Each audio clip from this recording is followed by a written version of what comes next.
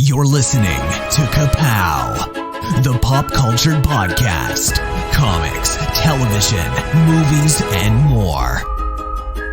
If it impacts fan culture, we have something to say about it. And now, your hosts, Michael, Jordan, Cliff, and Seth. 4, 3. You guys are so happy I'm back. 1. Hi, I'm the illustrious Michael K. Easton. I am Jordan Lowe. Cliff Barnes. I'm Seth. God, we can finally talk about all this stuff we've been watching. Let's do it. What an exciting time. It is unbelievable. I sat today trying to catch up on some of this stuff, watching the latest episode of the Marvel Disney show, and then you turn around and got to watch the new comic book cartoon on Amazon and catch the newest trailer of, some blockbuster superhero movie coming out after you saw some unbelievable that it even exists 4-hour cut of a superhero movie this week. It's ridiculous, an embarrassment of riches. We are spoiled as fans. We really Can you are. imagine? Even friend of show Russ here. I was just on Facebook as we were just talking before we started. He even posted about I just watched Invincible. I just watched episode 2 Falcon and Winter Soldier. I watched Flash, and I watched Superman and Lois, and he's like, this is insane to be all this stuff on everything, every platform there is right now. Can you imagine? Once upon a time, we actually had to take a remote and flip through channels to find something to watch. And it wasn't superhero related, No. I'm sure. It was Mutant X, and that was as good as you got.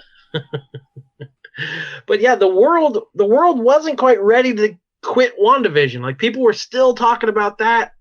There were still, producer said this was a cutscene. They were still getting news stories out of that show. And boom, Disney Plus hits us with the Falcon and the Winter Soldier already. We're rolling. We're 2 episodes into it already.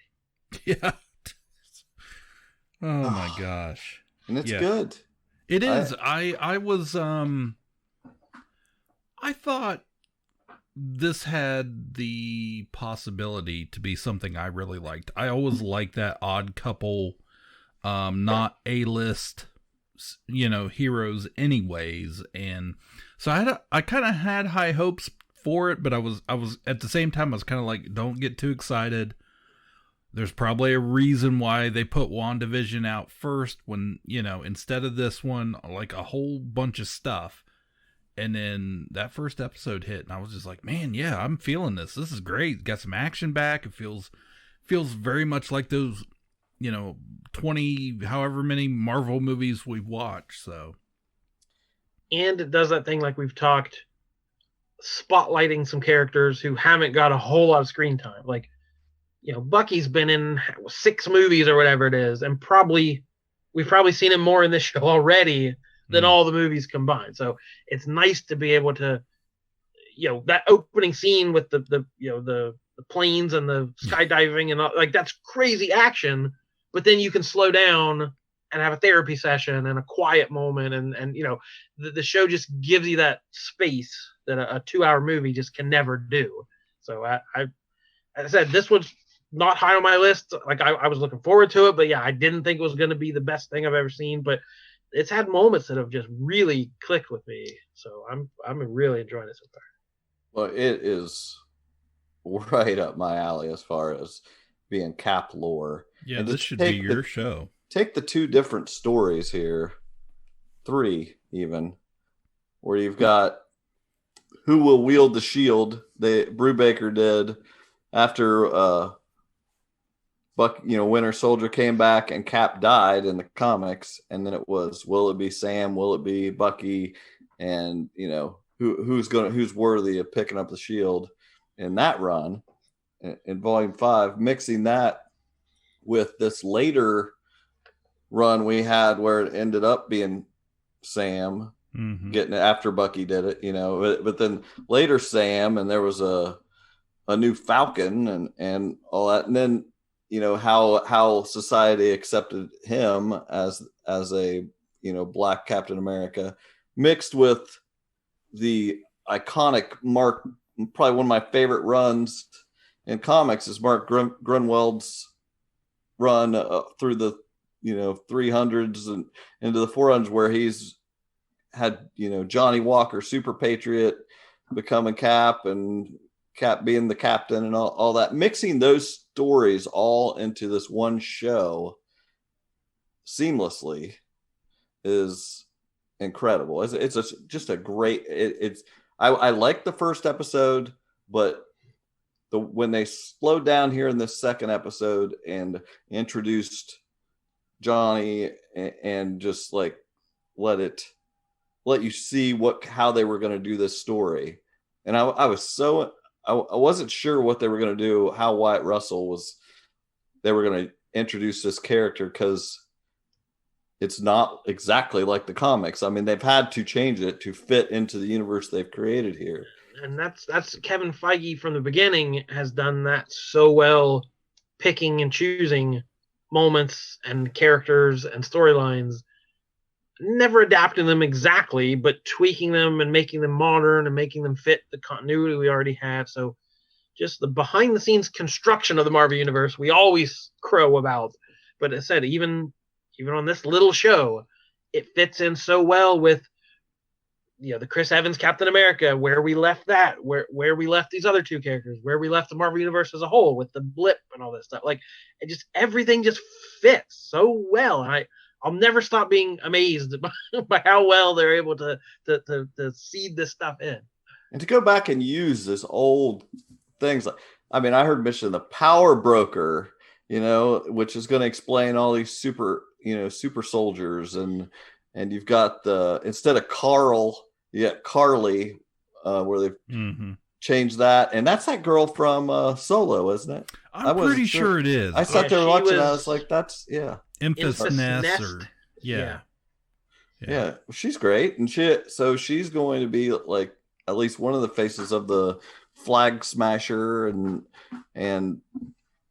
I don't know. I was bowled over by it, and I feel like this is one of those things again that they do so well, where the villains, or at least the antagonists in these shows you're going to be able to see their perspective. I totally, you could totally see John's perspective throughout this second episode, and he's a charismatic, likable character for a lot of it.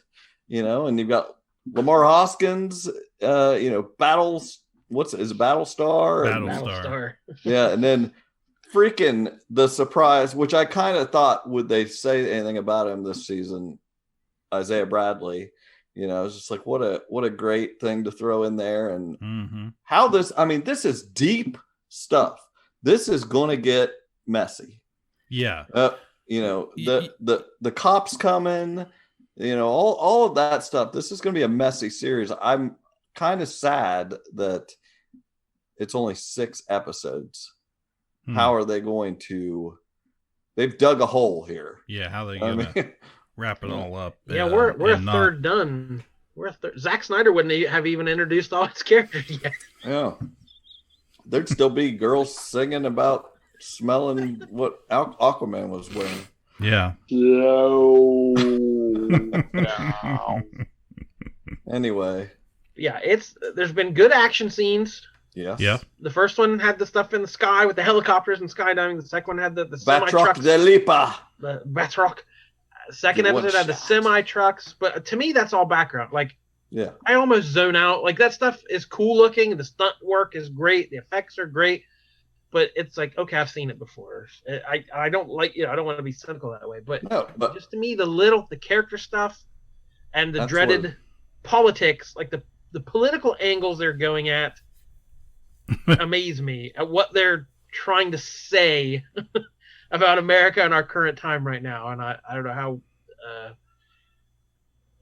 how deep how deep the show will get into that, or how much we should get into it. I love that they're not shying away from it. Like you would never think that Disney would do this. Definitely. Seriously, Mm-hmm. they are going for it. Yeah. Like Think where we are right that's now. what the show is about. Mm-hmm. We are on the back end of a pandemic where we lost 500,000 lives in this country. And the government the government failed us.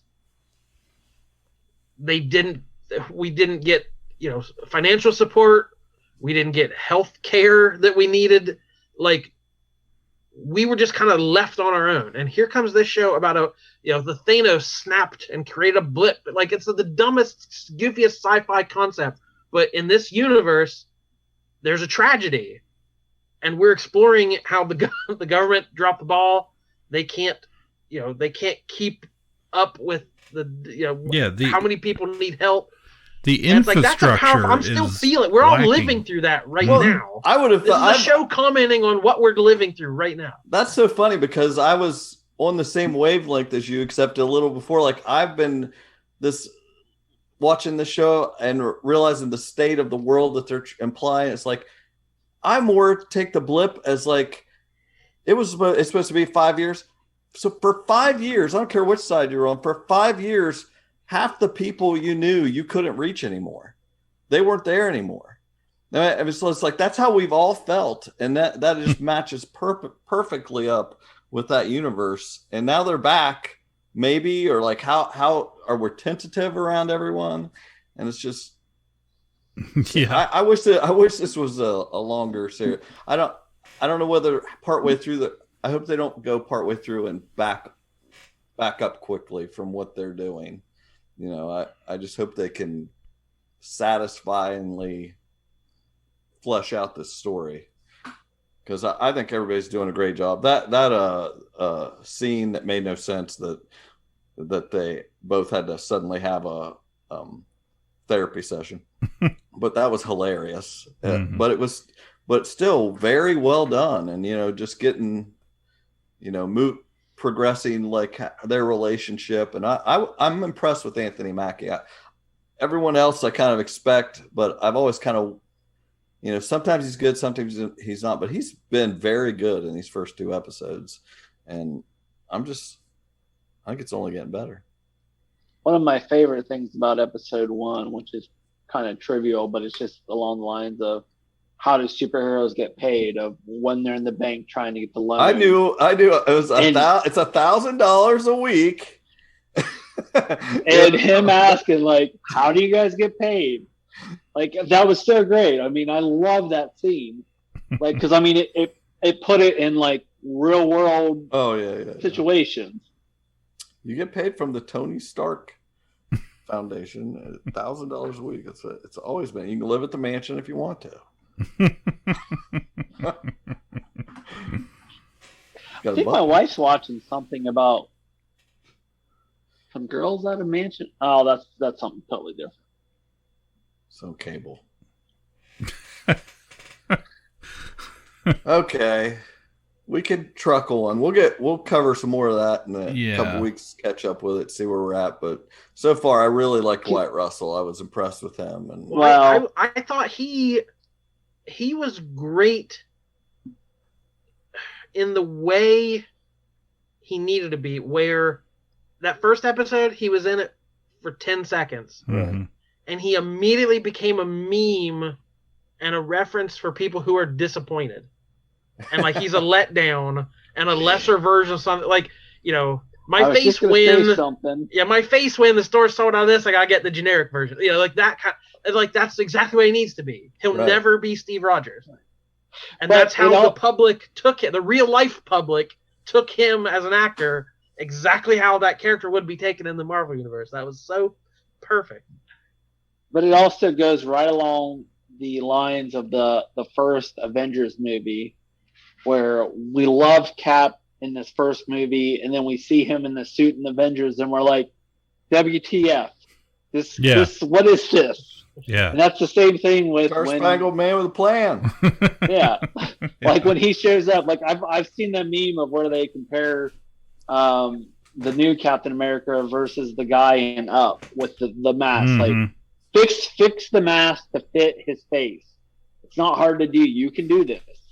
But he was good in that second episode. He had some of that Kurt Russell swagger to it. Like, he had a good presence. Like, I don't think he's a straight up villain. Like, at least now he's trying to do the right thing.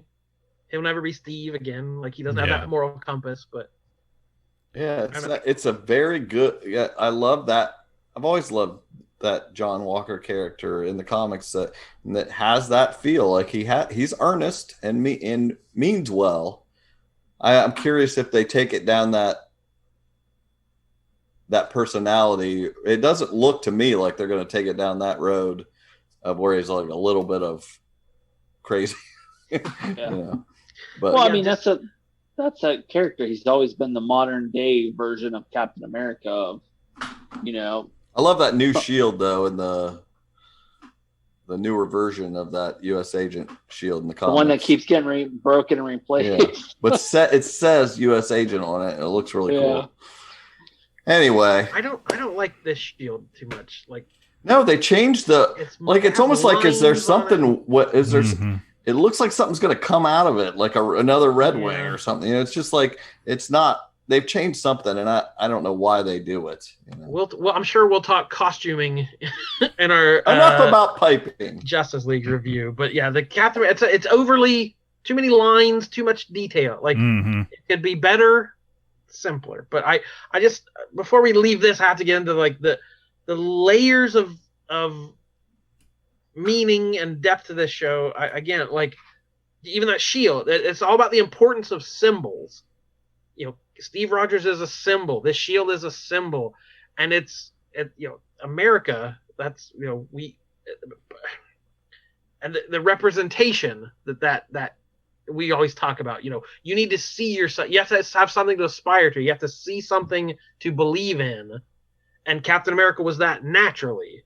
As like, are you going to be able to force that into somebody else? So we're dealing with all that stuff. And I don't know how dark it's going to get, but like that idea of like using it becomes a product. Right. Using him as a prop. Like, hey, everyone, here's a new Captain America. Love him. He's draped in the flag. The first, scene on the football field with the band, and they're wearing the matching costumes, and they're playing the updated Man with the Plan, the whole thing. It's the same thing over again. Well, I thought that was another thing about the whole therapy session where they kind of actually were like what their problems were. And it's like, Bucky is so the woke. Come on. Why wouldn't you? We're not racist. Why don't you just do this? Why didn't you do this? Exactly. And he doesn't understand that Sam's got to be like, can I wear the colors of represent a country that doesn't maybe represent me? Do I need to explain all this to you, or you just, you don't understand it. You think you accept me. So all these things, sense. All these things that are the loan application, getting hassled by the cop, all these things that are like, look what black people have to go through in America. It's like, it's showing Sam like how he's been treated all his life. And like, is he immediately going to trust he's going to be treated well? Is the government going to, trust him to do the same stuff they let Steve do? Are the American people going to get behind him? And it shows Bucky, let's use the word privilege. Bucky's privilege just be like, no, Sam's great.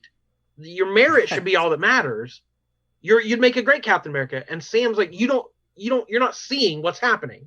Right. Because Bucky's never had to deal with that. He's older than a baby boomer, I guess. He's the greatest generation. But that's just like we should all be colorblind. Everything's fine. You have the skills. You should be Captain America. And that's peeling this back, saying America doesn't work that way.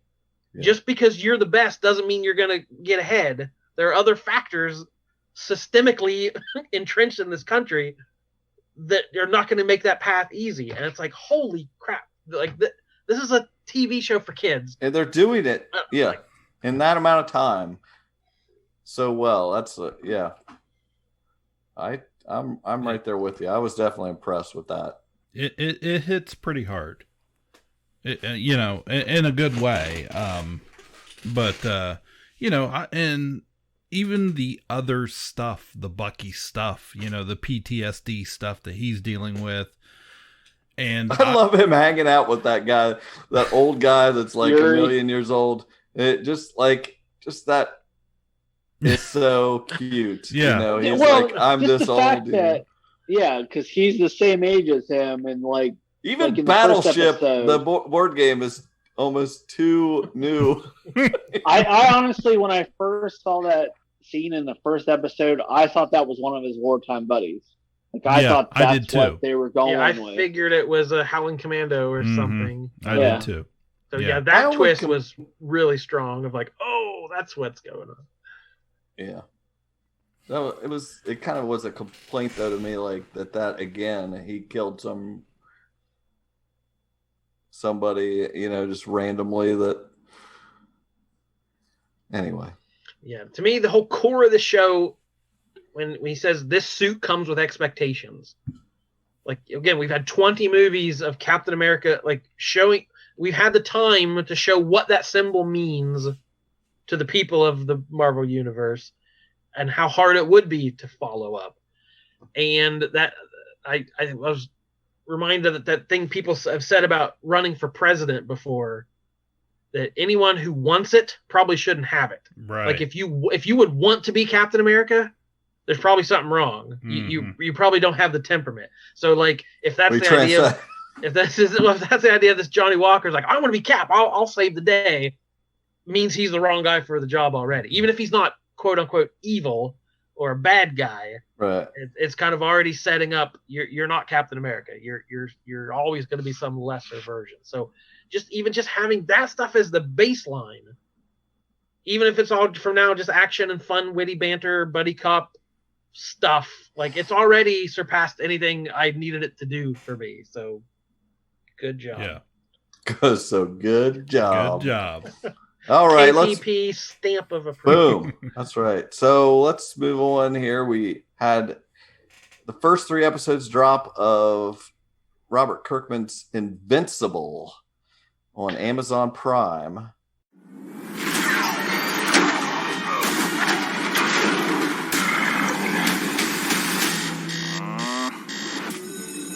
Come on. Knock it off, Todd. I think Amber's been pretty clear about how she feels.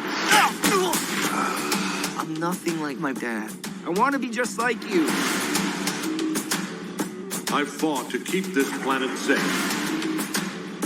Your power's got to be due any day now, son.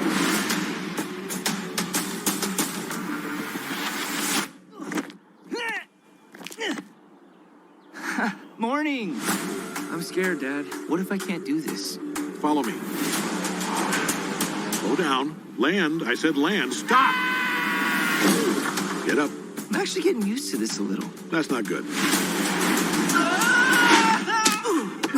You need to be better. After everything he's done, how can I live up to all that? You need to decide what kind of hero you want to be. That was you in the blue and the yellow. Why don't you meet the team after school? May we count on you in the future? Yeah, I think so. And bored of this. Guys, can I say one thing? Probably not. Holy, Yeah, how good was this cartoon? and that was just the first episode. Well, I can How many tell has you, everyone watched? I watched 3. I got watched one. 3. Yeah, I watched 2. Yeah, I can tell you, Michael, that the next 2 are just as good as the first one. So Well, And- Cliff, I wondered about you because this is definitely more adult, Yeah. violent, sort of mature thing, and that's not always your bag of. well, yeah, it's not always my thing, but I think just I don't feel like they marketed the show as if it was, you know.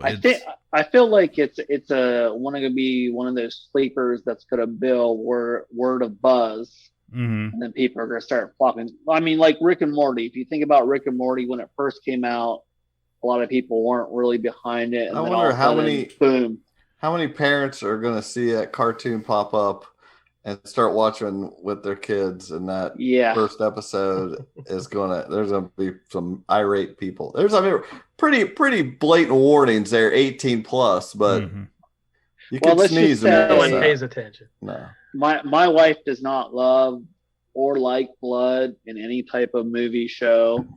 And unfortunately and fortunately, she got sick at the right time tonight where she did not see anything. Well, Doesn't I mean, love or like it, but unfortunately, it's very violent. I mean, it's a cartoon, but it's very violent. There's language, but language. it didn't feel like it took over the story to me. Like all-star cast. Oh, the Yeah, voice cast definitely. is amazing. When we first announced this, I said it was probably the best voice cast ever assembled for anything. Right. I can Steve tell Yoon, you, Sandra Oh, J.K. Simmons, Gillian Jacobs, Walton Goggins, Jason Mantzoukas, Zachary Quinto, Mark Hamill, Clancy Brown, Seth Rogen, Zazie Beetz, Andrew Rannells, Mahershala Ali, John Hamm, and like twice that many. There's everyone who's ever been on The Walking million Dead. people. If there's a That's half the speaking fun. part, it's some famous person behind it. So well, that's half the fun is like when you're listening to it, not knowing who they're playing, and like, Yeah. okay, well, that's that and that's that. yeah. But I can honestly tell you, when I was watching the first episode, because I was eating dinner, well, unfortunately, my wife was too, but as we're eating dinner, like I am literally staring at the TV, not even paying attention to my food. I was so enthralled, like it even got to the point where, like, because we have like this table that like it rises up to like eat in the living room, Yeah. like our coffee table. I was on my knees, like eating my food, like looking at the TV. A little going, kid, Saturday Just- morning. Yeah, I Where's mean, your beanbag? exactly. I was like, again, holy shnikes. I'm Now- pretty sure the rest of us had, but Jordan, how much or all of this series had you read? Did you? That's read? what I was just going to ask. I am currently halfway through the second omnibus or compendium. So I've read about 70 issues of it. It's 100, right? It's 125, something like that. So yeah, I'm about halfway, and it's very faithful. The art is taken, it looks like Ryan Otley's character design, costume design, everything's very faithful. But it might be better. I hate to say that 2 episodes in, but like Kirkman took a while to figure it out. The characterizations, the pacing of it, like the twist that happens in this first episode happens, I think, 7 issues in. So the first 6 issues are all just fun superhero stuff, and it's all pretty generic. And then there's this twist, and then like a whole bunch of stuff happens real fast. So I feel you can go back, like we said about the Marvel Universe. They're going to pick and choose the best of it, and kind of fix some of the speed bumps. And also, the book's not that old, but this show is much more diverse. Basically, every character in the original is white, and they have made Mark and his mom of Asian descent. The girlfriend, Zazie Beetz' character, was white in the comic. They made her African American. They've just changed the world a little bit, just a few tweaks here and there to be a little more modern in their takes. And see, that was my problem with the original series. Is I've honestly only read 1 issue, and it was the first issue, and that's what I thought. It was very generic. I was like, okay, this is Superboy. This is Superman, like his son, Superboy, and that's the story. Seen it a million times. You've seen that that beginning a million times. But that's what's cool to me, though. Like, this is in the same time. We just had The Boys. We've had these violent deconstructions already. Oh, it's very The Boys. But The Boys is not going to do that's the alien invasions, other dimensions, mad scientists. Like, this show is love of comic history. Yeah, all the fun stuff. Yeah. Yeah, it's all the goofy, silly, Silver Age stuff, but in a more modern context. Yeah. So you're going to get that stuff that we all love, that some of these other shows would never get to or have time to do. So there's just, I don't know. And there's stuff in the comic, they'll introduce a character, like it'll be 1 page. Some character will show up and like, I will take over the world, and he'll just swoop in and punch him, and you'll never see that character again. And then there'll be stuff they set up in issue 2 that doesn't pay off till issue 20. So like, it's a very complex world with a lot of stuff, a lot of moving parts and a ton of characters, which you even just a few episodes in, you can tell how many characters are going to be involved. So there's a whole lot of room to play here, and I think they could make something really good out of it, having this sprawling world. It did remind me I'm way into it. I loved it. It reminded me quite a bit of DC's Young Justice cartoon that's been out the last few years. We just got an announcement for season 4 outcoming of that. But having such a diverse cast, a large cast, and with a lot of characters that they kind of, they flush out a little bit through these long story arcs. But of course, that show hasn't been able to really do the adult stuff like this one has. I mean, it has mature themes to it, and it has a huge fan base to it. But at its core, it's still a kid's cartoon show, where this is obviously meant for an older audience. Yeah, this is solid blood.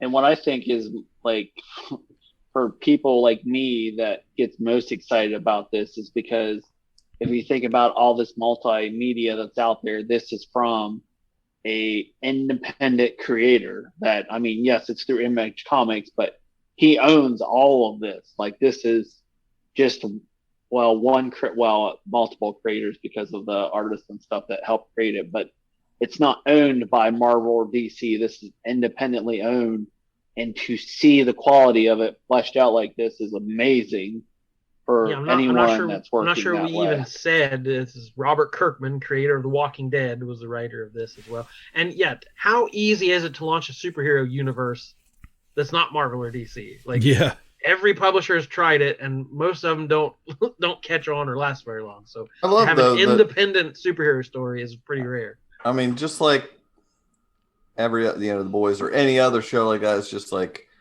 well, we're just gonna have it's just the Justice League, it's just different names. Yeah, it's like we don't have time to create a bunch of new powers and just the same template again. Let's just do that. And I mean, that goes back to the whole history of comics. Is everything that comics have ever created was based off of something else, right?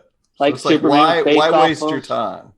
Yeah, I mean, it's based off of what we love, and the world. Like, these last couple years has prepared the world for a show like this. Like, everyone now knows comic history. They know the archetypes. They know these types of characters and this kind of storyline. So they can dive right in, and it's a familiar place to them, not just this small niche culture anymore. So, yeah, I don't know if this show was possible 10 years ago, but it's definitely possible today. So it's going to be 8 episodes. So we got 3 dropped right off the bat. Is that it? Yep, that's it. That's what I see. At least for the first season. So right, yeah. At least they're long. Each one's like they are long episodes. Yeah, that's good. I mean, I'm surprised. They feel long because they run to the credits and then there's still more. Mm-hmm. Yeah, that threw me that first. I'm like, what is happening? Yeah, I stopped it and just to check and see if they had just seamlessly went into the next episode. I was like, no, this is still it. I love the gimmick of not saying his name and just that's pretty cool. Mm-hmm. There is one problem I have with it, and I'm curious if Jordan caught it or not, because it goes into our comic creating history. Did you have any problems with any of the characters, Jordan? I almost said when we started this talk, what did they steal from you? That's where I'm going. Do you remember, Jordan? Nothing that I know. Please tell me it's Rexplode. No. It's Short Pants Romance had a character called Red Russian because she was a female. She was red. That name, I was like, that name sounds familiar. She was red. She was Russian, and she was on the team it was our version of the Teen Titans called the Upstarts. Right. So yeah, she's on the team. Yeah. And so anyway, like immediately, they got a lot of nerve. They got a lot of nerve stealing from you, stealing from the Teen Titans. I can't believe it. Hey, a Russian speedster. That's pretty unique. That was and not yet again. Not only was it so close in name, but he had to be Russian. I mean, go on. Now, does it make you feel less like that was a really great idea? Like red, what's red go with? And that's pretty clever. Russian, like someone who's fast is Russian. Yeah. Oh man, we killed Russian. It. Like I mean, we took it a step further. They said Red Rush. We said Red Russian. Was it had an apostrophe? I think. Yeah, exactly. They didn't want you to sue them. That's all it was. The one thing I did get, Adam Eve, they gave her a little bit longer pants. In the comic, she's wearing basically like a one-piece swimsuit bikini bottom, so giving her a little bit of more coverage was good. And then, but they changed. There's a poster and a couple references to Seance Dog. The comic he reads, and in the comics it's Science Dog. Which in the Carl Grimes in The Walking Dead wears a Science Dog T-shirt in a couple episodes in the first season of Walking Dead as a reference to Invincible. So Invincible's favorite comic character is Science Dog, who's like a mad scientist. You know, he's like Doc Brown. You know, inventions, more like Rick Sanchez inventions, and they changed it to Seance Dog, where he's like a Doctor Strange kind of wizard. So I don't know what that means. If Science Dog is someone else, they stole it from some other poor web comic creator. I don't know if I missed any reference or whatever, but I love that it's Reginald Bell Johnson High School or whatever. But I wanted there to be like something in the high school, like a picture of him or something. Yeah, you know, just some sort of reference or whatever. But your sister immediately picked it out. It was like, I wasn't even paying attention, and all of a sudden she's like, that's blah, blah, blah. That's so funny. And the other thing I was going to say, this reminded me of, I just remembered, it feels very Powers. Did you think so, Jordan? Or yeah, definitely. It has a Powers vibe for sure. This came out. Well, that bears the question, does this exist without Powers? Yeah, I mean, I don't know, because it definitely feels influenced by that. Did this come out about the same time as Walking Dead? He's got his compendium out. That's the principal. Oh, the principal's Reginald Bell Johnson. The principal of Reginald Bell Johnson High School. That's amazing. See, that's what I want. I want the principal to be him. You know, they'll be like, the internet will like freak out over it. Next thing you know, he'll show up in an episode. That would be awesome. Yeah. Oh, what have we got here? Yeah. Okay. Yeah. Jeez. Right in my face. Is that a penis? No. What about that? That was very Freudian. Yeah. We see a Skippy costume on Adam Eve, and you see a penis.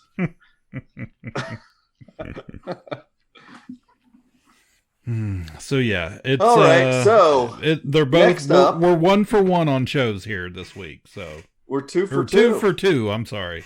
2 for 2. And okay, now we had. Speaking of mature superhero takes, what are you finding now? He's flipping. So that's the sort of content. Yeah, the cartoon's not inventing the violence. Yeah, it looks great. I mean, you just from the little bit I'd seen of Invincible before, and then saw this animation, I was like, well, it looks exactly like the freaking comic book. It is amazing how well they emulate his style. Like, you don't see that very often when it transitions. I mean, you can even go back to Darwin Cooks and the DC movie that they adapted. It still did not emulate his style as well as they're doing here. Mm-hmm. Final Frontier is what he's talking about. Yeah, I see you there. Hey, we're gonna need this every week, Jordan. Okay, every time I'll we watch just an flip through the episode, pages. You got to go flip through pages and show us what it looked like in the comic. And the demon detective was like a Rorschach analog. If you didn't catch. That's what I thought. This is Rorschach, but then I thought it's like a Hellboy Rorschach. Yeah, if you didn't catch the Herms he was given. So, Jordan, do you have this on sale right now at your shop? I do, and you can have the original like 6-issue trades or $15, or you get these big compendiums for $60. Collects 48 issues worth of comics. Bigger the better for me. I want them to break my arm. I think you can put me down for volume 1. Although I do say the moment in the first episode I think was better in the comics. It built a little more. It was a little more out of nowhere. Right. When it got to that moment, I had big identity crisis feels like also from that first episode. It just felt very you knew some bad stuff was going. It was all that Powers Boys identity crisis, all these things influence each other, I'm sure, but this is definitely a culmination of all that stuff. Yeah, I get that. I will say I had a very heartfelt moment that I'll share with you guys and the listeners when I was watching the episode that might go a little deeper than it should, but when the Invincible character says to his dad, it says, I want to be like you. Like, I want to be like, that's who I want to be like. Like, that, like, hit me. I was like, oh. It's the monkey. It's the monkey all over again. Ugh. But anyway. He was being heartfelt, Cliff. I ruined it. Mute Cliff. You nailed it. That's a great reference that everyone should go back. This is definitely, it's 120 issues of daddy issues of like, him working through how to deal with, I don't want to spoil, but it's lots of daddy issues on display, like most comic books are. All right, so 2 for 2, and then we got a trailer drop today for James Gunn's Suicide Squad. I didn't know it was coming. I wasn't expecting a trailer. I don't know if people have been waiting on this or not, but it kind of came out of nowhere for me. Yeah, I had no idea. Because Jordan dropped it. And again, holy shnikes. What's the actual title? I think it's The Suicide Squad. Oh, okay. Yeah. It was the first one, just Suicide Squad, I guess. You gotta be kidding me. You're gonna risk the entire mission for a mental defective dressed as a court jester. This coming from a guy that wears a toilet seat on his head. We don't leave one of our own behind. Hopefully Harley's still alive. No funny business, Colonel. These are dangerous people. Team 2 is clear to go. Fire. 3, 2. What are you guys doing? What? We're here to save you. You were gonna save me? It was a really good plan, too. Well, I can go back inside and you can still do it. That's patronizing. I'm so sorry. Harley Quinn. Bloodsport.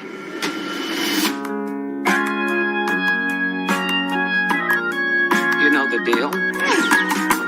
Successfully complete the mission, you get 10 years off your sentence.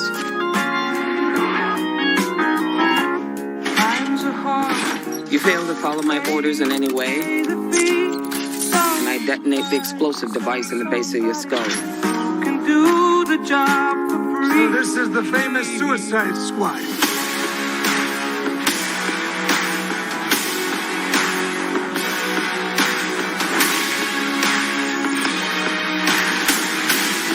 Nom nom. Any questions? And Yes, that is your hand. Very good. we're all gonna die. I hope so. I really wish this was the very first Suicide Squad. This is so good. We Just all pretend do. it is. Just pretend it is. We all do. Release the David Ayer cut. Yeah, yeah, I had no idea this was coming as far as the trailer went.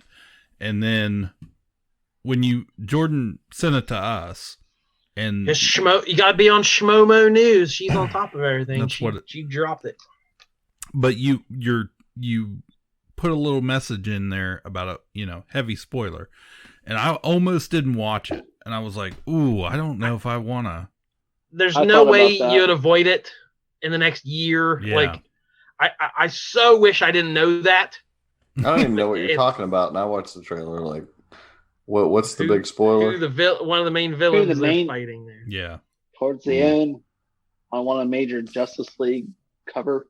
Oh, yeah. Marvel light. We can spoil it because everyone's gonna be talking They're all it's gonna a trailer. Yeah, it's a freaking trailer. Yeah, the big reveal is Stario. The Conqueror. Yeah. The alien telepathic starfish. The first. Yeah, okay. That meant nothing to me. It's like, it's a big ass starfish. That likes to rain starfish. I forgot about it. Now I can remember the comic cover with that on there, but at the time I was like, that was silly Justice League. I mean, Suicide Squad thing was all I was thinking. Oh man, I got you. I lost my mind there for a second. I was like, I cannot believe this didn't leak out. Like, that's what somebody told me. I was talking to today, and they said, "Oh, that had leaked accidentally." So people had already kind of known about it. So I think they just went ahead and put it out. I was just not. All I was thinking about was, is that Sylvester Stallone? I didn't even catch that. Like until I read it later online, I was like, "What?" Yeah. But the Stario has a great storyline in the Justice League with, whatever.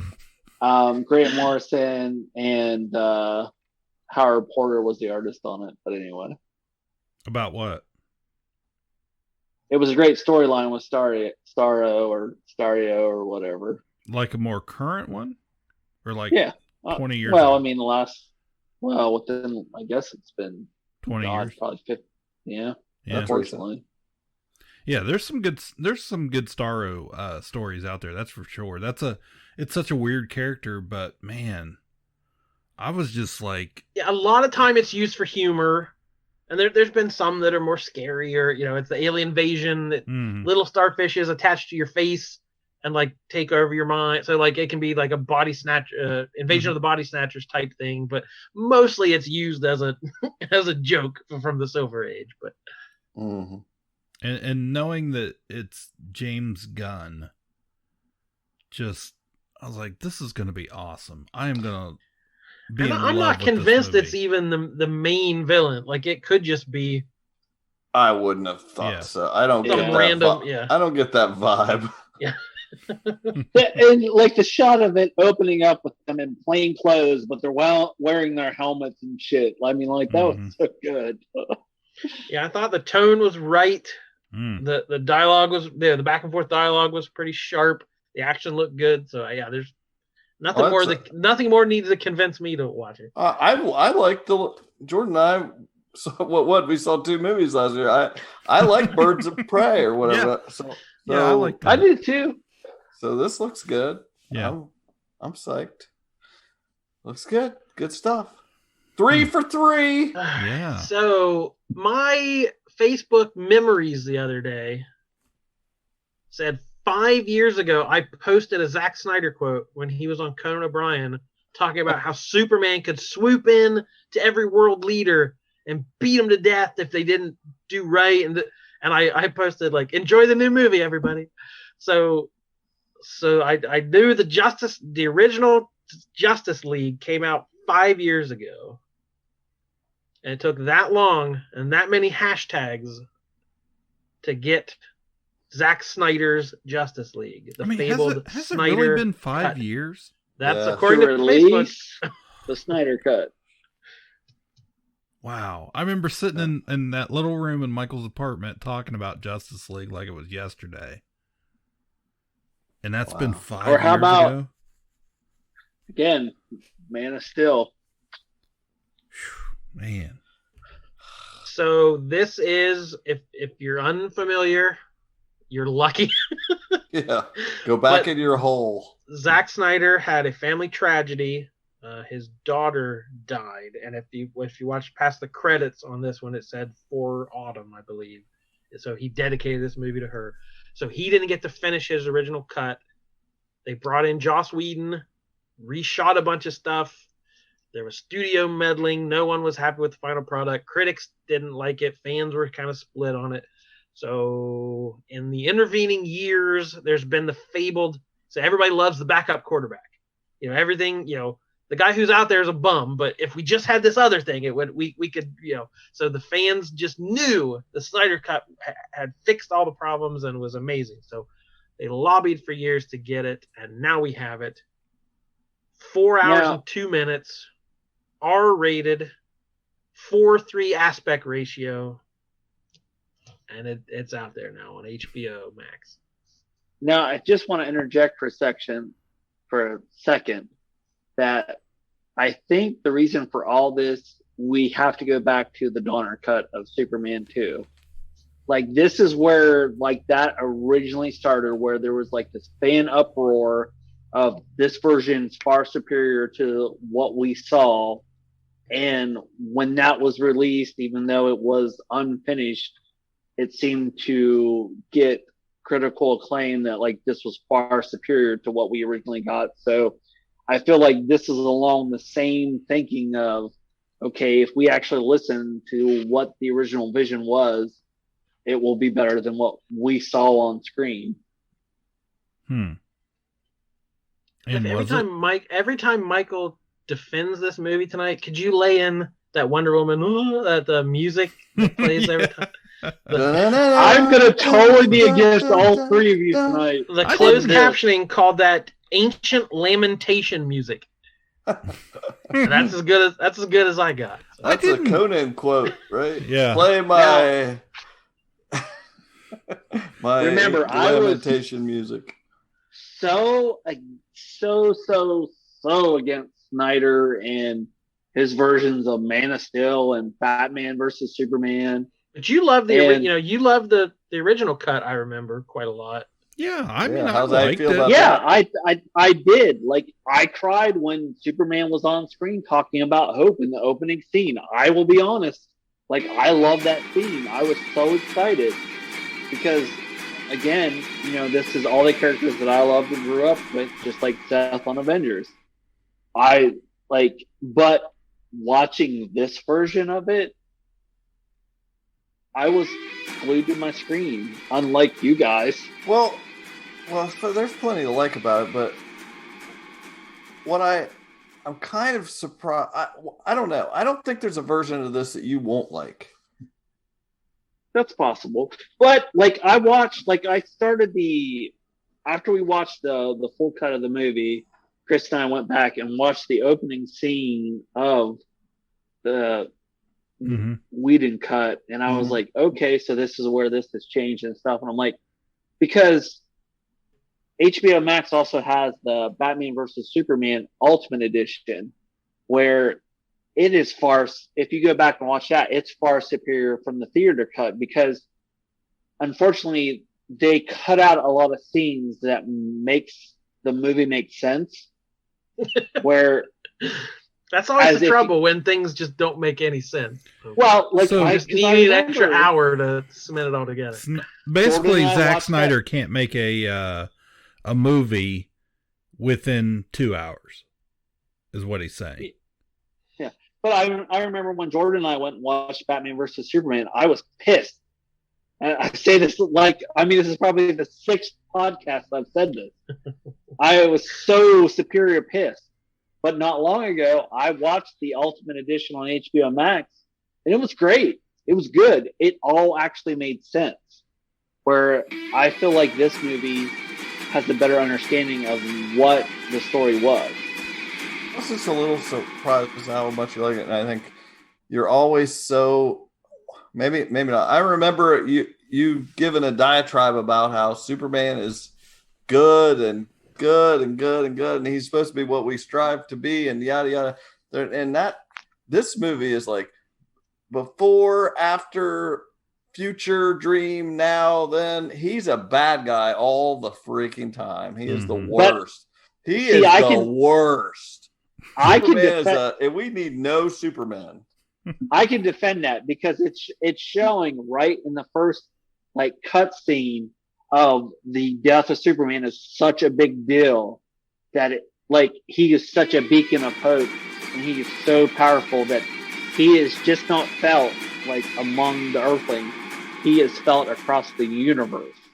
This wasn't the opening scene. But yeah, but like the movie Zack Snyder never established that for his character. Well, like he was snapping necks and knocking down buildings, and then it's like, oh, the people really missed this guy. He was hopeful. It's like when. But you can like lay on your beliefs in Superman, and you can obviously bring a get lot that to the watching table. it. This is the Snyder cut plus what Michael's got in his head happen. My issue with that is like, I kind of like Ben Affleck as Batman. I like Gal Gadot's Wonder Woman a lot when she doesn't talk. I was happy with the Aquaman movie. Like, it was good enough for me. I feel like it should all work better. I don't care for Ezra Miller's Flash. But I thought in this new cut, I thought Ray Fisher's Cyborg was great. Oh my, yeah. I mean, no wonder that guy was so freaking mad. Right. That's what I was just going to say. He thought he was about to be a star, and then he got cut. All of that stuff that he filmed. Can you imagine filming all that stuff and thinking you were going to be the heart of a movie? Yeah. And then you're nothing. But I do feel like Zack Snyder has been in such a rush this entire time with all of these films to make Superman the bad guy. Like, he wants to get to that point to where, hey, there's this story with Darkseid and Apocalypse where he gets control of Superman, and Superman, is enemy number one, and everybody's got to reunite to bring him back. Like, he wants that to be the story. DC trying to cheat the Marvel method here and go and not build movies of this guy, movies of this guy, movies of this girl. That build up to something. It's like, no, we got to skip to Justice League and then do Aquaman, and then it's just like they constantly got in too big of a hurry. Constantly. There's always been that segment of fans who don't like Superman because he's too bright and cheery. They want to be dark and gritty. And Snyder's definitely that. He's that edgelord, like everything's, sleek and angry. But like, I don't think he either doesn't get Superman or doesn't like Superman or something. Like, his politics do not align with Superman, where like he is that Ayn Rand sort of like, the special person doesn't owe the lesser beings anything. Like, that, if you have power and strength, you just deal with yourself and don't help anyone else. There's nothing in it for you. And that idea of like this whole movie, they have to get Superman back because he's the strongest. He's the most powerful. He can hurt the guy the most, not because he's a beacon of hope or he can bring us together or he can heal the world. It's like, no, we need someone who can punch hard. That's exactly what I mean by what Michael's saying. I get that you are laying that on there. And I totally get that. I bring baggage to movies all the time, but I think that he's never even implying that when he wants, it's all about the punching. It's all about this guy's strong. And Superman can be so freaking great. Yeah. It's just like the ball is so dropped with him because there's no contrast between these characters. If they're all dark and dirty, it's like he could, I don't know. I think I haven't read tons of Superman like you, but I like, him. I want him to be the good guy, when he is there. You can't just start with it, start, middle, and end. He's the bad guy. Yeah, that was really the part of this, whatever it is that I didn't like, is they put him in the black suit, and I'm like, why? It's just because of the comics. Yeah. Well, only reason is because that's what happened when he came back. But in the same way, even though I like Ben Affleck as his Batman character, they did the same thing. Like, they totally got parts of him wrong too. Like the branding of the criminals and Batman using guns. Like, they're all principles. I feel like Batman there wasn't would never a scene do. in this movie Batman didn't have a gun in his hand. Right. Like, the whole movie was guns. It's crazy. Guns. The suit is perfect. He looks great. Yeah. It seems silly to me that of all the Batman we had, I feel like that's the best looking Batman we've ever had, and he does a fine job at it. Except he's never Batman. He's never smart. he's never the best detective. He's only the guy with the biggest guns. And as long as you give him one parademon at a time, he's going to be able to keep up with all these people that are far better than him. Like the whole point is of Batman is that all these people he's with are super powerful, can control all the missiles in the world, or punch everything the strongest, or be 1,500-year-old strong Amazonian woman, or be a king of all the seas, and he is nothing, has no power. And to show that, instead of doing something clever with that and showing how he could stand there with them alongside, they're like, it's because he's got these guns and this car.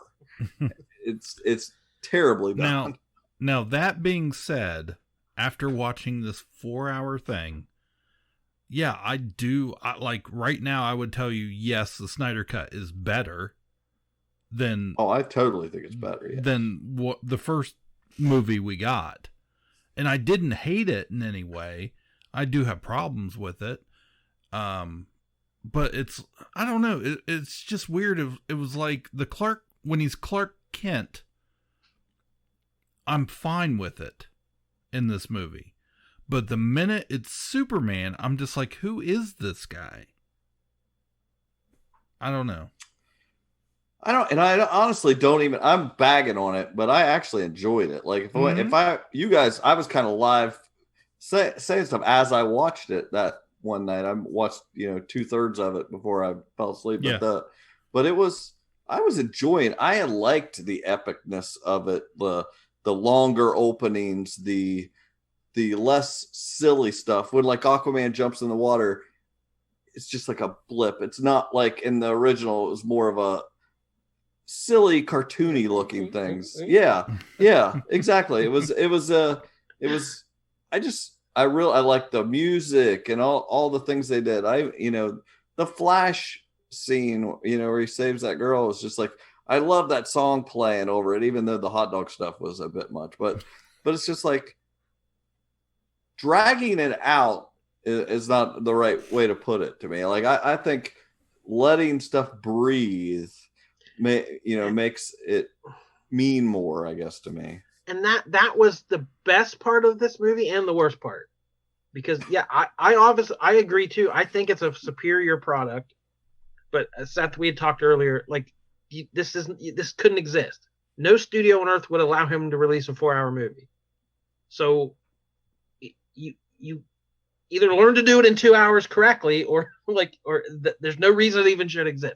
But yeah, so you get all this extra space to go into Cyborg's backstory. You learn a little bit more about Flash. Or do two movies. We had Infinity War and Endgame. Yeah. Stop when they get to the point, hey guys, I'm not going to say it, but we all know what we got to do. And to be continued. There you go. We know it was 2 movies. Yeah, but I mean, just as far as this could have been their big.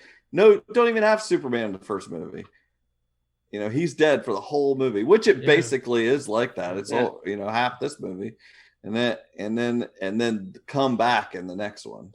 So all this freedom. The final cut that he gets, all this extra space and time he has, adds a lot of great stuff. But it also has so much bulk and not 1, not 2, but 3 trips for coffee. Lois makes in slow-mo. In slow-mo coffee. Do you guys know who the cop was? Like, did you all get that? No. I didn't pay attention. Oh my God, you people! That was Jimmy. That was Jimmy Olsen from the Superman movies, the original Jimmy Olsen. Why would I? Oh, was it?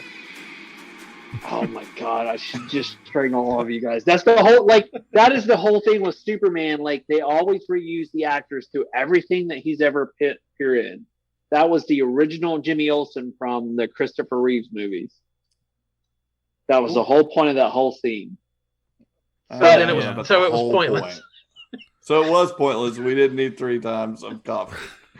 But there's a lot of it, like you said, every time there's like some Snyder music added in there to a scene, I was just sitting there and I'm just like, not every movie has to be Watchmen. Like, you can do something different. Like, everything he makes, I feel like, is just a carbon copy of Watchmen.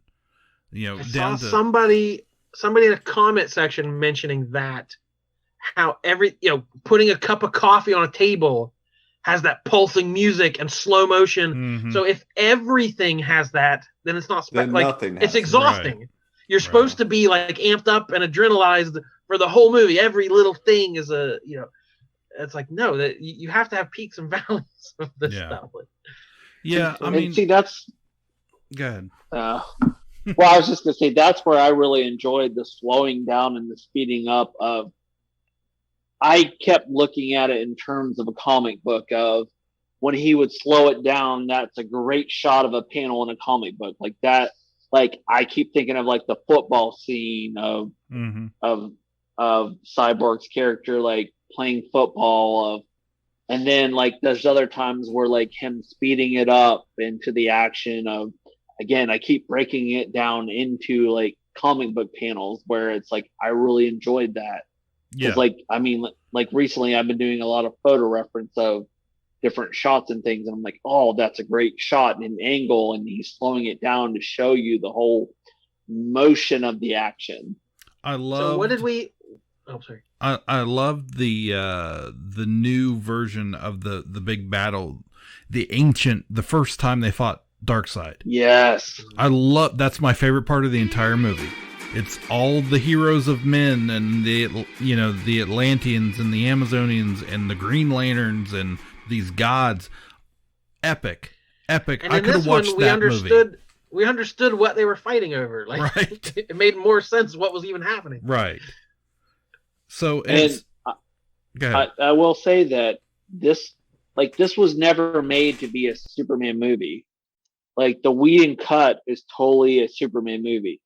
This was made as a Justice League movie. Like all the other characters had, I mean, actually Superman's almost a supporting character in this movie. Mm-hmm. Yeah, that's true. Well, I thought the overall special effects were lacking. And I don't know if that's just me watching it on my little screen, not widescreen, like not getting the grandeur of it all, but for whatever many millions they spent on this, the effects, the Darkseid effects, the Steppenwolf effects, it didn't look great.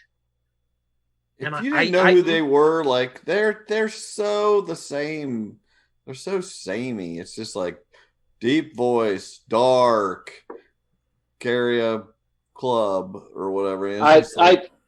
My one bad thing about all of it that I will say is with the whole, actually just how if you're watching this in our special patrons only, how I'm more of a 4-3 box right now. Mm-hmm. Like that's like I immediately think like I feel like he used that as a marketing ploy, but that was really just a money thing of if it was a wide shot, it would cost more to do the special effects.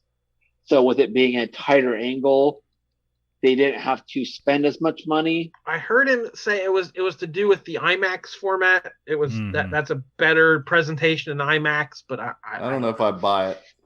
I think they'll do that, but I don't know if that makes sense totally as an excuse. I've actually heard that used with other films before. Like, oh, we shot this sequence for IMAX, and it'll switch back and forth. Like I have seen that before. It wasn't shot IMAX, so yeah. I don't know. And I gotta say, I do not. WandaVision has ruined me, guys. For costumes, I hated every costume in this.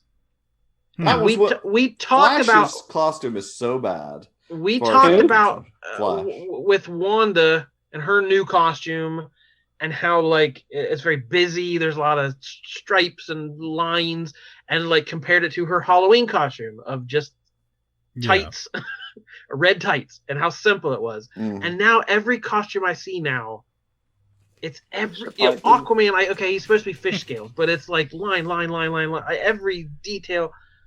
Batman is very clean. It's a very cool looking costume, but there's patches on the arms and fake abs, and like everything has the mesh looking armor look. Cyborg looks like a transformer. Flash is horrible. Flash is just plates and like Flash has one of the most iconic costumes ever. I know. The reason I'm so mad about Flash is because he's one of my favorite DC characters, and he shouldn't have any freaking metal on him. He looked more like the Red Russian than they did the Flash. Exactly. Which again, they went out of their way to explain it. It's this carbon polymer. Well, who cares? It just doesn't look good. So, and Steppenwolf, he gave me a headache every time I looked at him with his little flippity floppity armor, like spiking up and like. See, I thought that was super cool. I was just imagining how annoying that would sound every time he walks by, like he had a pocket full of change. Every time he gets up in the middle of the night for a snack, everybody's up. Yeah. The main thing with his little loincloth flapping in the breeze, like I hated how he looked. About Steppenwolf was his little face on that big body, and like it didn't make it like the face didn't look. He looked like the little alien thing that comes out of the mouth or whatever. Yeah. But he almost looked like a cute plushie that you wanted to pet. But he had all this like, hello, my baby, hello, my armor. Hello, my ragtime. Yeah, it's like a cute dog with a spike collar on. Like this version was better than the original for Steppenwolf.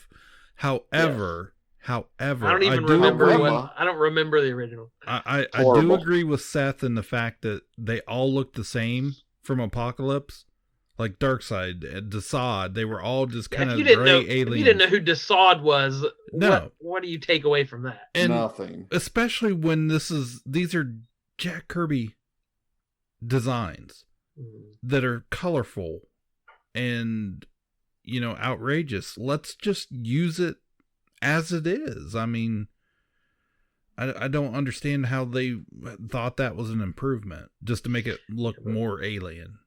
Yeah, we talked for quite a long time on our WandaVision final episode about costumes and clean looks and simple lines and stuff, and like how it kind of worked, and it kind of is now starting to ruin me for the X-Men leather jackets, like how it was. The comic look was an embarrassment. We got to get away from that and go realistic. Everything has to look like leather and armor. And it's like the better productions are proving that wrong. Right. And this one it was just a mishmash of 15 different costumes, and each was worse than the next for me. So I didn't like the look of anybody on the screen. The one thing I will say about Superman's black costume, I didn't like it at the end. Like when they were like all standing there, it was way too much black. Like that didn't make any sense. But if you go back to the first Man of Steel with the Kryptonians on planet Krypton, they were all dressed like that in the same color scheme. Again, I get it. It references the comic and when he returns, which is a big point. I understood the whole point of him having that costume, but at the very end, he should have showed him back in the red, blue, and yellow costume. Yeah, that would have made more sense. Yep, I totally agree. Because he is a beacon of hope, and like that's what, to me. And again, I get that I'm a little blindsided because of my love of Superman, just like of your love of Captain America, Seth. To me, it showed how much, like, it felt to me like the whole time Zack Snyder is trying to say how important Superman is, and is showing through the different actions of this is why he is needed and this is what his character is. But the problem is he's showing Superman too early on where he's not fully formed. And he's trying to introduce all these future elements into him. Just like the original why I had such a bad experience with Batman versus Superman was he was showing Superman early in his career versus Batman Dark Knight Frank Miller. Mm-hmm. Yeah, so it doesn't matter if he turns evil. It doesn't matter because we never got to know the good Superman. Yes. Right. Yeah, whatever the next version we get of Superman, it ain't gonna be dark. Like I don't see how it's telling that CW show has been airing right now as the Snyder Cut comes out with the most positive, loving, goofy, hopeful Superman we've seen in a long time. Airing exactly now. Loving that show so much, other than the fake muscle suit. Everything else I love. Well, they can't all just be naturally ripped like you. Well, but the one thing I will say about the Snyder Cut that I did not like was the very ending where it showed Joker and all of them. Okay, well, let's talk about the epilogue here. Let's get into that. All right, so I was taking notes throughout this, and I wrote, the longer this goes, the less sense it makes for the Joker to show up. Because I think I was 3 hours into it. I'm like, I know the Joker shows up, but it's not going to make any... How is it ever going to make sense when he does? And then, did it? Let's discuss. I did notice he didn't say we live in a society. Release the we live in a society cut. The one thing that I forgot to mention before we go into this, it did affect the parademons. Like the whole reason why they existed and what they were doing. Like in the Whedon cut, it was that they were attracted to fear. Versus this one, they were following the scent of the mother boxes. Cliff, you look like you're falling out of your chair. You look like you're sliding down your chair. It was a weird take also. There were no civilians involved in this big final battle. The Whedon version, it was like he went out of his way to show them saving people, evacuating houses, getting people out of the blast zone, and like there were no civilians involved at all. You two clowns are yucking it up on the camera over there. Trying to make Marvel lights. For patrons. Okay, so we got like a 30-minute epilogue that sets up about 3 more movies that we're never going to get. Right. I don't. This is all new footage. This is what they spent their money on. Yeah. He was like, I'm going to set up this stuff that's never going to happen. So I figured this was the whole point of this, is to say, hey, this was where we were going to go. Mm-hmm. I do too. I do. Well, I got the scoop on that before we're done. Will you explain to me what good the Joker was going to do them in this situation? The other thing I have to say is I feel like throughout the whole Snyder Cut movie, that I want to point out, there was some shots that I feel like were reshot of Ben Affleck, because there were some things where, like, I remember watching, like, well, not watching, but seeing pics of him beefing up for the role, and then seeing these shots of him, like, much more toned down. And it's like, okay, this is after the effect. Yeah. This is Slim Affleck. He's standing there, he's by Deathstroke, and he's walking his dog, he's got a coffee. But seriously, did anyone else notice that? I just knew it was later. This is like the added on stuff that they did later. Okay, so it's the thing with Deathstroke and Lex Luthor on the boat, that was the original tag. And so, okay, he reveals the Batman's Bruce Wayne. Okay, that's never going to amount to anything. We had Martian Manhunter show up. It's like, hey, I'm Martian Manhunter. I've been here all along. I know what's going on. I didn't help at all, but I'll be back next time. Right. When I was watching that, I was so freaking mad when he, when after you see it's a dream or whatever, and he goes and tells freaking Bruce Wayne, by the way, and you could call me Martian Manhunter. I was like, I freaking hate that. It made me actively mad. My blood pressure went up.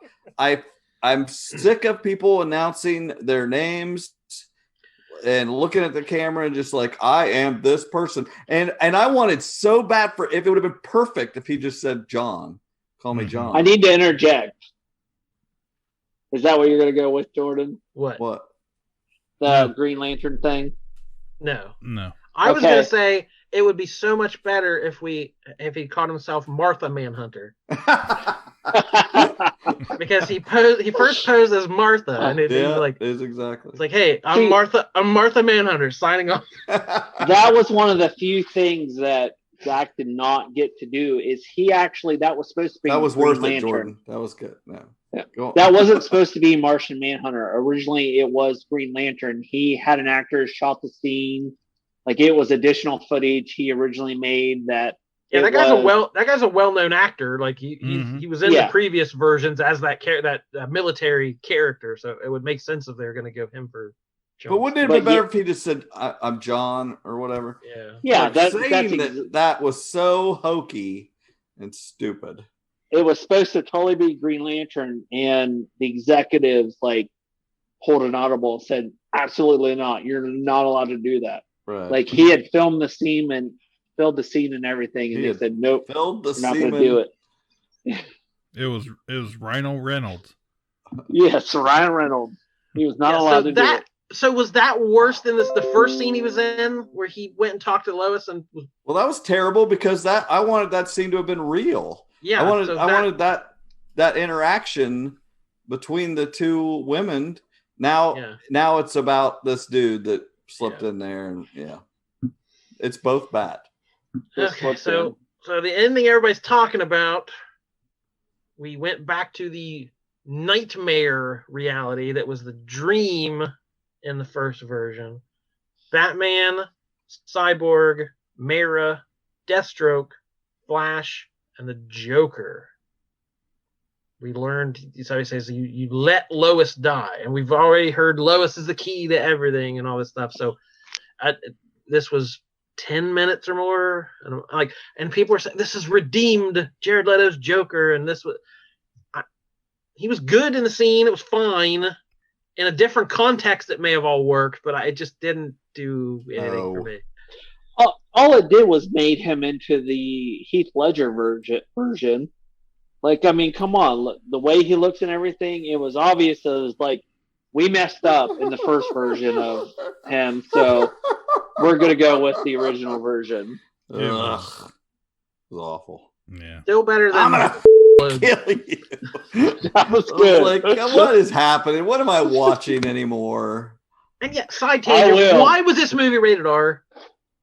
There were like 3 F-bombs that didn't mean anything and barely any more violence than a Marvel movie. So like there was no reason to make especially to make a big deal like Snyder's R-rated cut.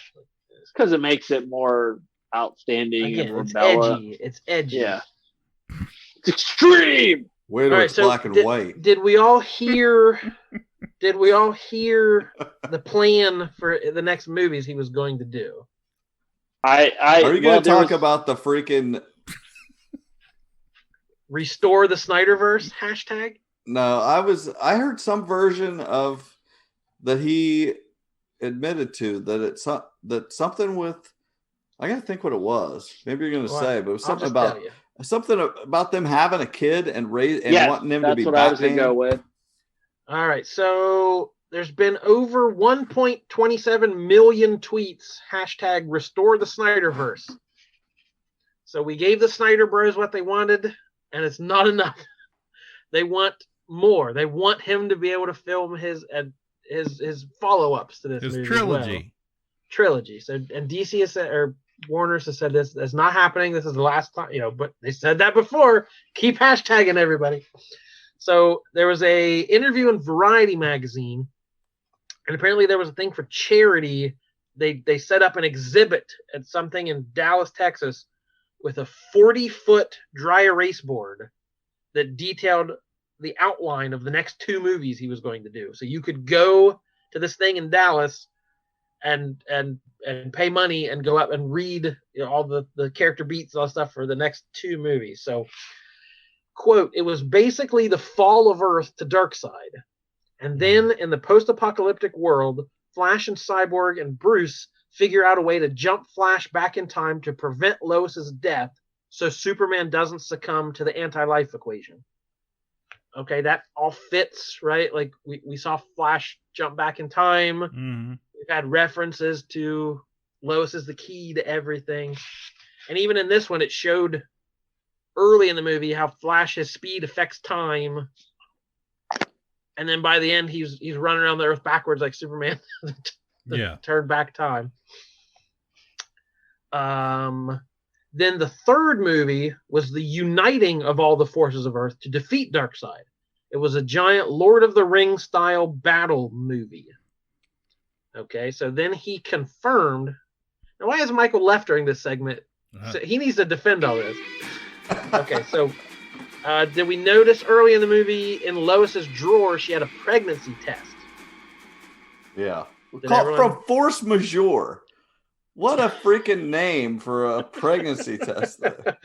So they teased, is Lois pregnant? So he confirms, this was kind of an internet rumor, so this has been confirmed. The idea was that Lois and Bruce hooked up while they thought Superman was dead. Lois becomes pregnant with Bruce's child and then lies to both Bruce and Clark and says Clark is the father. And we're What? back to Batman versus Superman. Right. Okay, so at that's the point Darkseid kills Lois, which breaks Clark and allows Darkseid to get control of his mind and make him his minion without ever knowing it wasn't his kid. Mhm. So eventually Flash travels back in time and tells Bruce he's actually the father. And Lois admits to lying. And then this time when Darkseid shows up, instead of killing Lois, Batman sacrifices himself to save Lois because it's his kid. He wouldn't save somebody if it's somebody else's kid. But because it's his kid, he sacrifices his life to save Lois, therefore preventing Superman from, becoming sad and susceptible to anti-life. Becoming sad. And then, so Superman can punch him to death, I guess, after Right. that. So that was the plan. That's the Snyder verse. Did you But guys? then They were going to take him to the Batcave when he got old enough, and tell him to be Batman, or whatever, because he didn't have any powers or anything. And it's like they were basically going to no power shame him into being a hero or whatever. It's like, But see, this is where, like the other day, I was talking to Jordan online, asking him about John Byrne's Generations, because there's an omnibus that collects volume 1, 2, and 3, and in his story, that's what happens: is that one of Superman's sons, doesn't have powers, so he grows up to become like Nightwing, and then Batman. Did you guys ever watch the late '90s Superman animated adventures cartoon? Yes.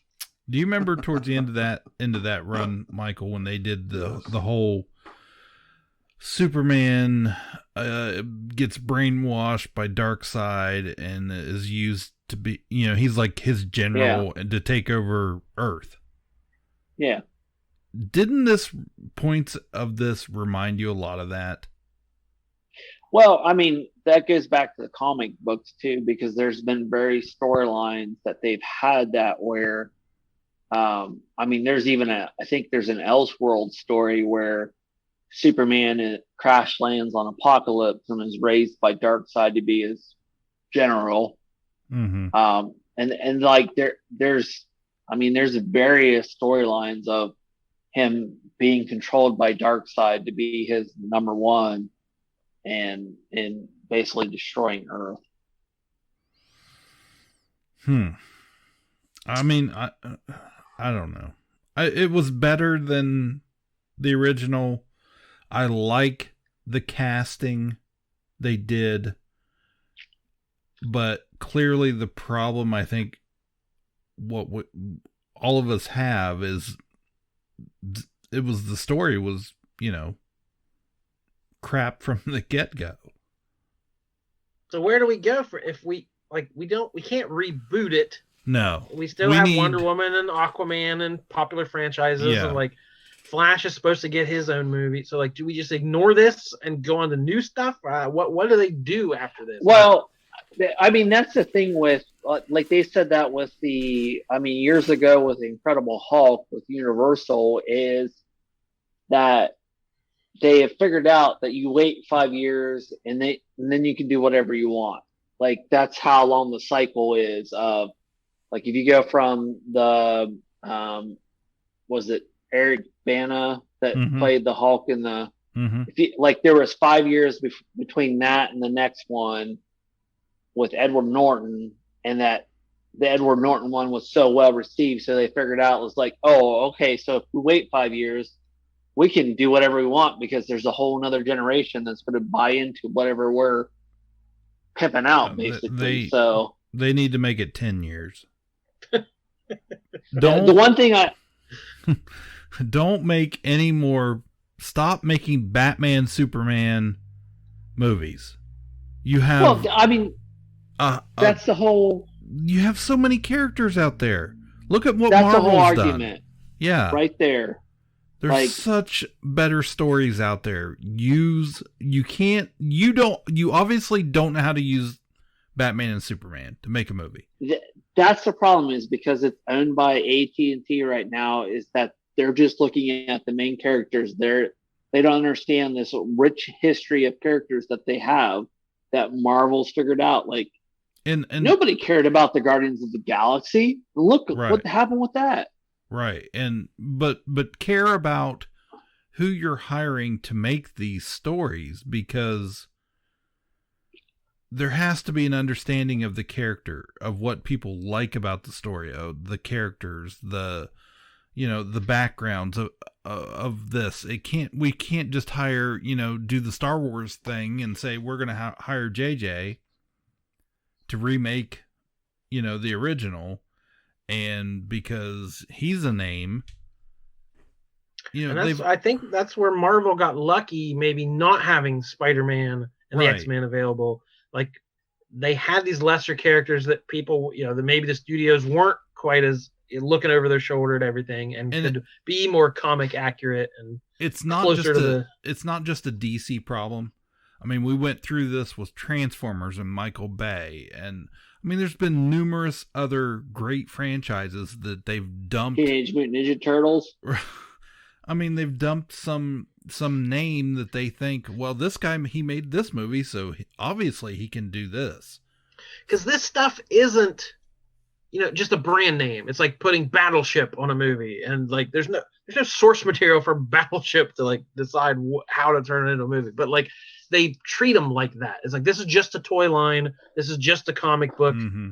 Just throw a hot director at it and pump out some product. Like,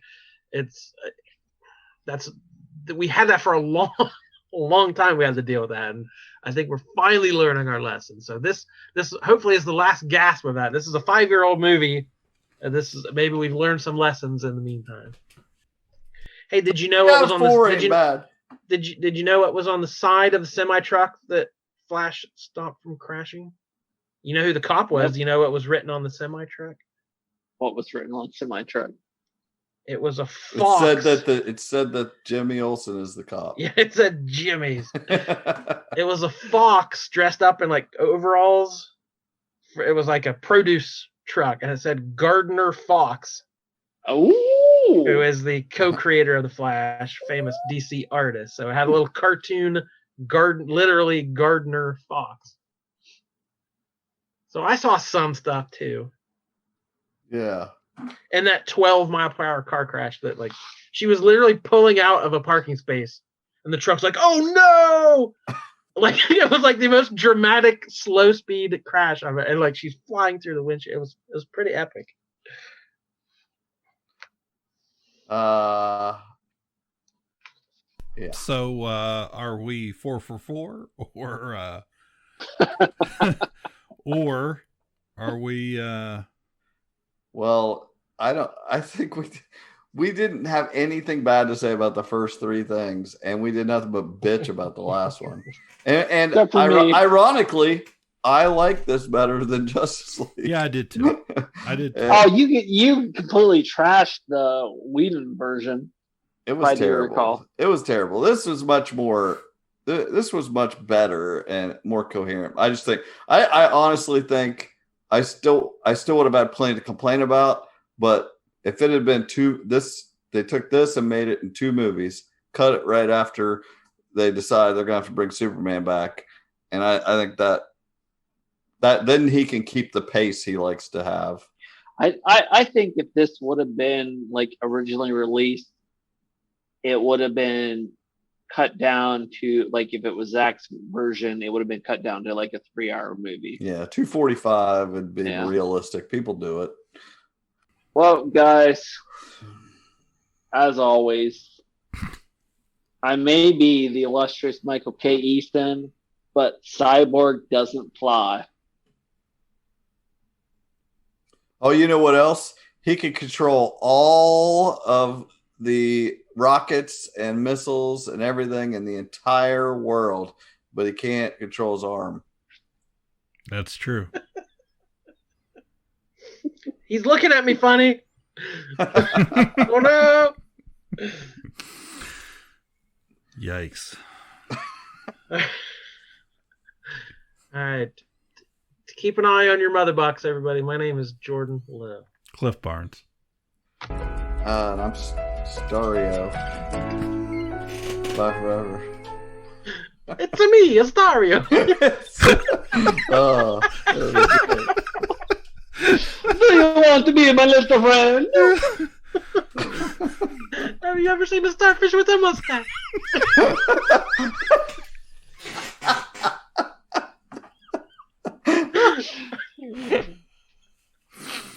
Wow. That was one of the great moments. The freaking mustache.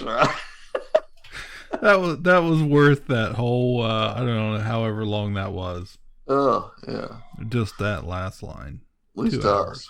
Ka-Pow, the pop cultured podcast, is intended for entertainment and information purposes only. Sounds, music, and clips played during the podcast are property of copyright holders. All original content is property of www.udamwithkpp.com. If you enjoyed this podcast, please subscribe and leave a comment. Ka-Pow, the pop cultured podcast, is available on Apple Podcasts, Google Podcasts, Podbean, Spotify, and wherever podcasts can be found. You can connect with us through social media on Facebook, YouTube, at the Ka-Pow Podcast on Twitter, or email the show, Ka-Pow, the pop cultured podcast, @gmail.com. If you really want to go the extra mile, please sign up to be a patron through the Podbean app or our website, www.udamwithkpp.com, to receive special content and early access to some episodes. We are grateful to anyone that chooses to contribute, but please know that most of our content will always remain free, so please continue to like, comment, and share.